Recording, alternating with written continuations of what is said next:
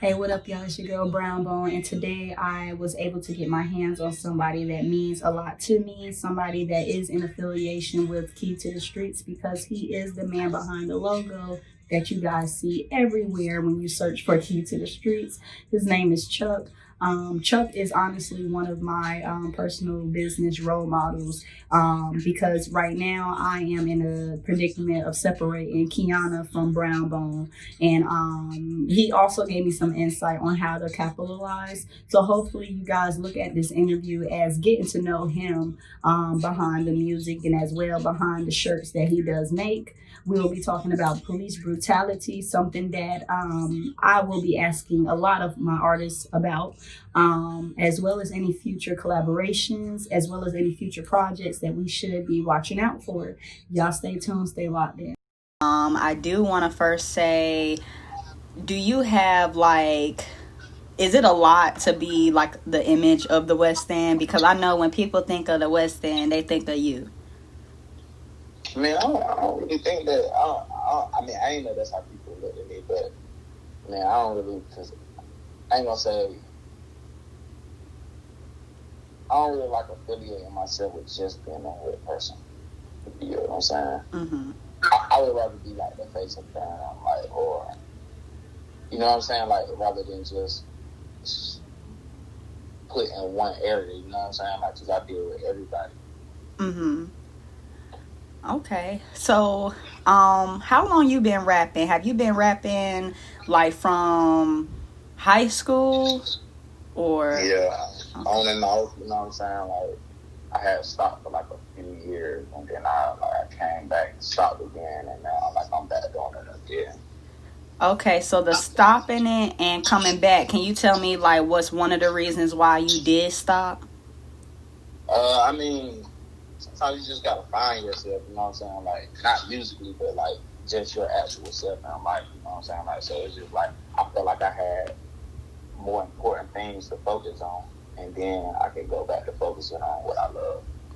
Okay, and do you also have any pointers on how to obtain your fan base? Do you feel like your popularity kind of helped out with a lot and you really had to do little, or did you still had to apply that same pressure that every other artist had?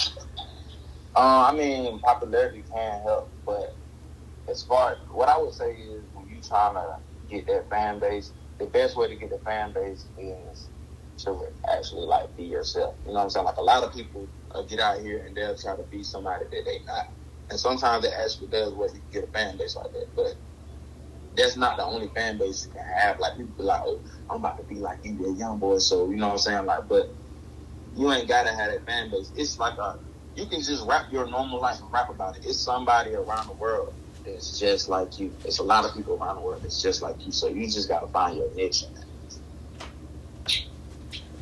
Okay, so what all, like, what's some artists that you can say that you wish, while at the time you was rapping that you wouldn't mind like rapping with, or what's some, artists that you just haven't gotten your hands on yet?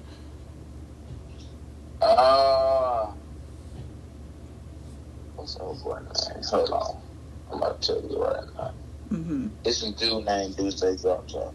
I want to do some music with him. I think is he in Durham or is that Raleigh? He's from Durham. I think he's staying in Charlotte right now, but like he's just like he different. You know what I'm saying? Like he don't rap about all that gangster shit. You know what I'm saying? Like he's just like he got a whole vibe. You feel me? Like I felt that he's different too. Okay. And I'm not gonna lie, like it's been some younger generation, steppers that is coming up. And I do understand, we are getting older now. We don't want to claim it, but we are. Like, can you fully say, as a Durham native, you ready to, pass that baton? Do you feel like, our city do give the same respect to the young artists, I mean, or do they need to pay a little bit more homage, or like how do you feel about that? I mean, it's always good to pay homage. You know what I'm saying? Like, it's like, I mean, older people be like, you know what I'm saying, like stubborn and shit like that. Like, man, you gotta always, you know what I'm saying, look out for the younger people. I got like a couple artists that I work with, you know what I'm saying, like, but I ain't never had no problem like shedding no light on another man or female or anybody. You know what I'm saying? They're trying to do the same thing. Mm-hmm. So, as being a businessman, how did you have to, and I know it's hard because I'm not gonna lie, I'm starting to deal with it myself. How did you have to separate Chuck from Chuckmadeit? Like, was it hard for you to like put your foot down to be like, look, you know, I'm still this dude, but I got more, I done capitalized. Like, did you ever have to cut people off along the way? Like, what's some business critiques you can give with being from Durham and it being a small city to everybody is so used to you being, you know, this person versus a businessman? Like, are people fucking with the business side of Chuck, or? I mean, I feel like they fuck with the business side more than they fuck with like the rapping side. You know what I'm saying? Like, but it's just like I don't cut a lot of people off on the way, but it's at the same time I still haven't fully separated. You know what I'm saying? Like Chuck from Chuckmadeit, I still ain't separated. It's hard. You know what I'm saying? Like, cause you just get in your old ways sometimes, you know what I'm saying? Like, you might get in a situation that's familiar to a situation I've already been in, and instead of acting like a businessman, I might just act like, you know what I'm saying, like the regular Chuck, you know what I'm saying? Like, so I still got to learn how to separate it. Okay, and I'm a touch base on something because I know, you know, I am starting to get into the media, and it's certain things that we want and wish that get showcased, but then it be certain things that just get in the way, and we got to be prepared for it to come up. So I definitely did see maybe a year or two ago a fight with you, you know, and I never even seen that side of you, Chuck. Like, a fight, you with a fight, period. Never saw it. And I kind of, you know, I remember, like, you watching me low life, like, grow up on some shit. And, you know, me seeing this video go viral with you having somebody on the ground type shit. And I think it was a theft or something like that. Did that tarnish your business a little bit? Did you think about it and be like, damn, man, I can't be out here just wilding like this? Or, I mean, yeah, like that. This is why you ain't never seen no fight. Because I'm not the type that'll go record no shit. Like, oh yeah, I'm gonna go fight. Let's record this shit. I ain't like, I'm gonna fight, but just don't fight. I'll leave it at that. You know what I'm saying? Like, but somebody else recorded the shit, and I didn't know, you know what I'm saying? Like, before I knew it, that shit was already on Facebook and shit like that. I didn't give a fuck, you know what I'm saying? Like, I don't feel like the time is my business, you know what I'm saying? Like, my business has been going up ever since I started. I ain't never had no downtime, so It is what it is. I stand on my principles. You ain't gonna steal from me. Mm-hmm. And I see you have that beautiful baby girl. Congratulations again. And I think that little girl is showing me a real soft side of you, which, you know, like I said, I don't know you entirety, but it has been times where I could honestly say, yo, Chuck done watch me grow up on some shit. Like, now dealing with the whole police brutality and, you know, the black awareness of what we go through. Is there ever a time that you are, as a black man, ready to die for something and having to suffer any consequences behind not seeing your daughter? Like, is that playing a big part in your mind? Like, I mean, of course, you know what I'm saying, you always want to be up for your child and shit, but like at the same time, you gotta fight for what you believe in. You know what I'm saying? Like, I always said that. You know what I'm saying? Like, I was talking to my mom the other day. I'm like, yo, I'm just happy I ain't never like really had to go through a crazy situation, because I know I'm gonna take it left. You know what I'm saying? Like, I'm glad I ain't never ran into a white person that called me a nigga.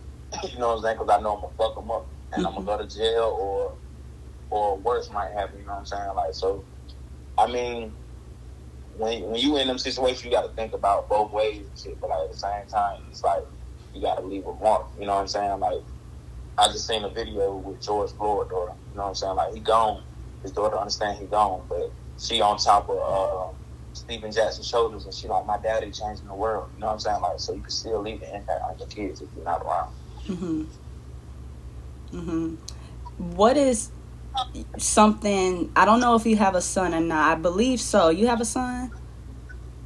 Or, because how would you interact with everything that's going on? And like, what would be, we come from, okay, when my kids get a certain age, I'm gonna show him how to strap it up, I'm gonna woo. Now it's like we gotta show people, the sex education plus this. Like, what is some traits that is more important? Like, of course, this is more important to being black, but are you like involved with, let me teach him how to bust at least? Or should we be talking about the amendments is what I'm saying?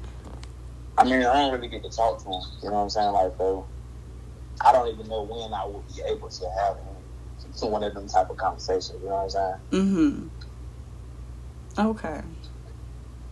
But I mean, if this was a moment to where he can hear your voice, what is something that you would want him to know on the airwaves now?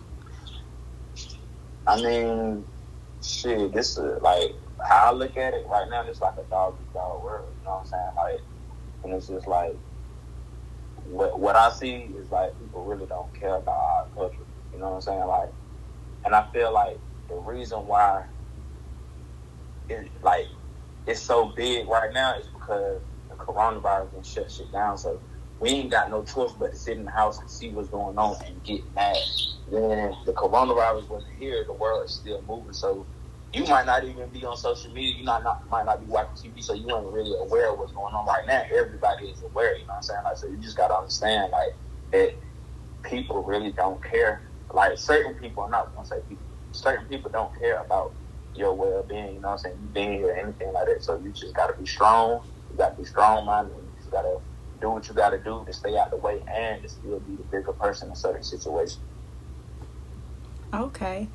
Okay, now I know I did go over time a little bit. I usually do at least a 10-minute interview. I do understand people are busy, and I ain't kicking out no bread to be taking nobody time. So I want to know one last question. What is something that we can expect from you, from Chuck? Like, do you have any future projects? Yeah, I do got a project I'm working on, but the only thing is, it's like a 10-song EP. I just don't know whether I'm gonna do the EP or just release song by song and do videos. But if I do release the EP, it's called On God.